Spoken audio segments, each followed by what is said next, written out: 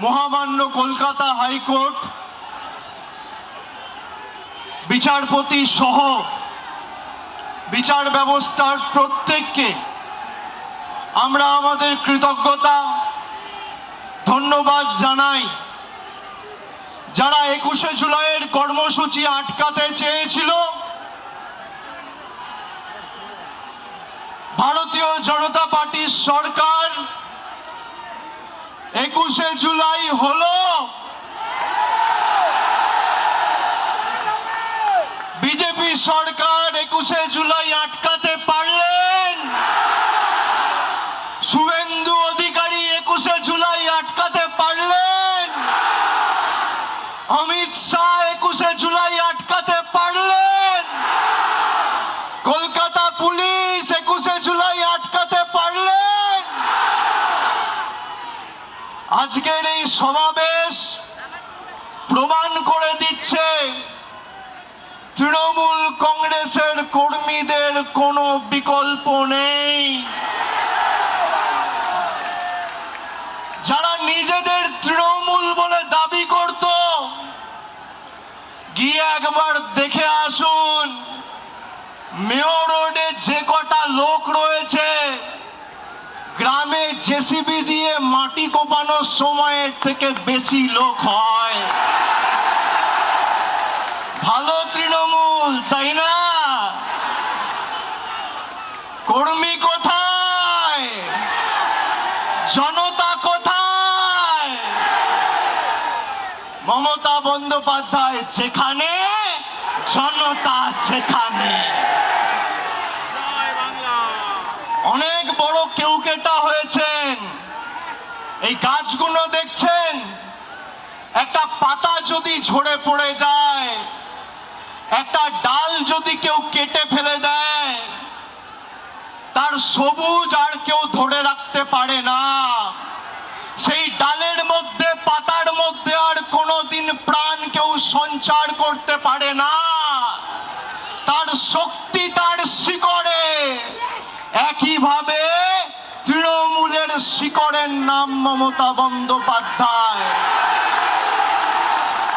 যার আদর্শ আন্দোলনকে সামনে রেখে হাজার হাজার লক্ষ লক্ষ কর্মীরা আপসহীন লড়াই সংগ্রাম করে দলকে আজকে বটবৃক্ষে পরিণত করেছে।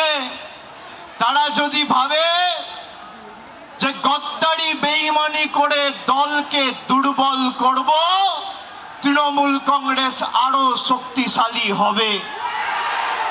যারা আজকের সভায় এসছেন, আমি কুর্নিশ জানাই প্রত্যেকটা কর্মীকে। যারা বলেছিল তৃণমূল কংগ্রেস শেষ, তৃণমূল কংগ্রেসকে পুড়িয়ে ছাড়খাড় করে দেব,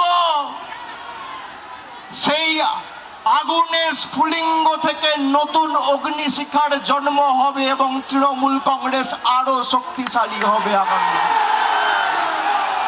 কারোর ক্ষমতা নেই। আর বিজেপি যদি মানুষের রায় জিতে থাকেন, তাহলে এত ভয় কেন? তৃণমূল কংগ্রেসের কর্মীদের মিথ্যা মামলায় জেলে ঢোকানো, নেতাদের উপর যারা মমতা বন্দ্যোপাধ্যায়ের সাথে এখনো আছে তাদেরকে ভয় দেখানো, তৃণমূল কংগ্রেসকে চমকে ধমকে লাভ নেই। এত মামলা দিয়েছে আমার উপর, একদিকে ইডি, একদিকে সিবিআই, একদিকে ইনকাম ট্যাক্স, একদিকে সিআইডি, একদিকে এসটিএফ। গলা যদি কেটে দেন আর যেদিনকে দেহত্যাগ করব, মৃতদেহটা শ্মশানে নিয়ে যাওয়ার আগে যদি বুকে কান পেতে শোনেন, তাহলেও সেই দেহ থেকে জয় বাংলার মমতা ব্যানার্জি।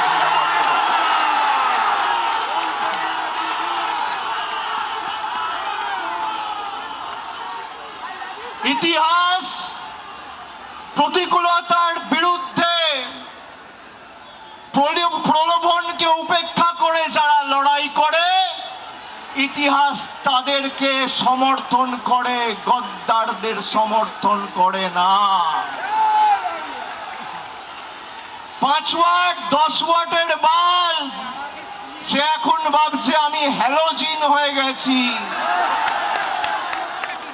আরে বিদ্যুৎ সঞ্চার করছে মমতা ব্যানার্জি, শক্তি কেন্দ্র মমতা বন্দ্যোপাধ্যায়, যার আদর্শকে সামনে রেখে আপনার রাজনৈতিক পরিচয় পথ চলা।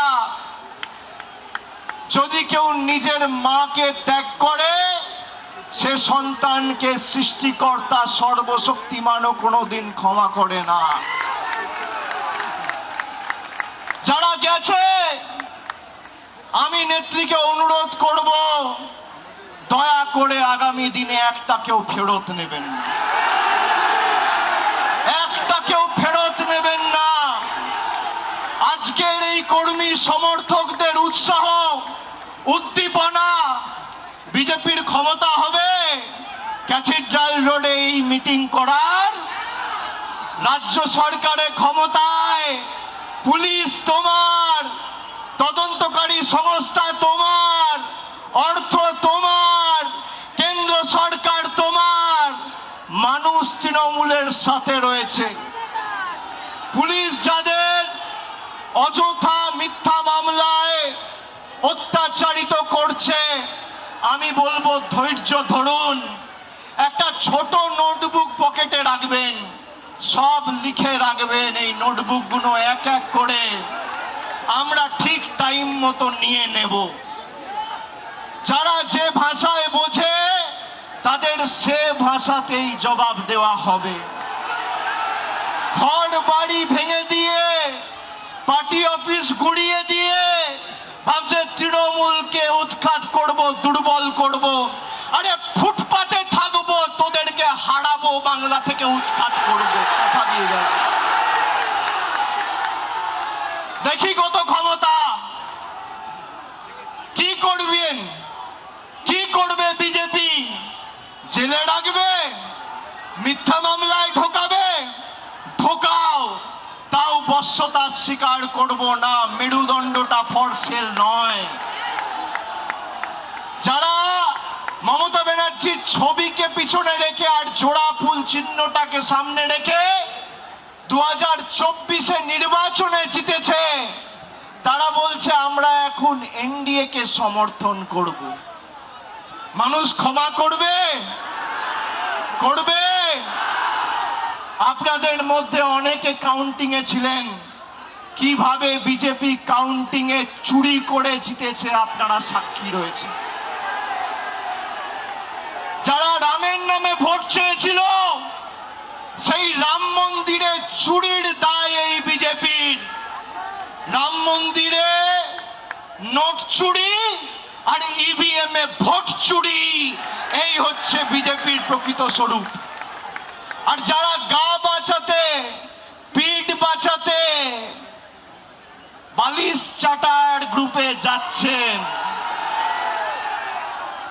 এদেরকে তৃণমূল বলবেন না, বলবেন বালিশ চাটা।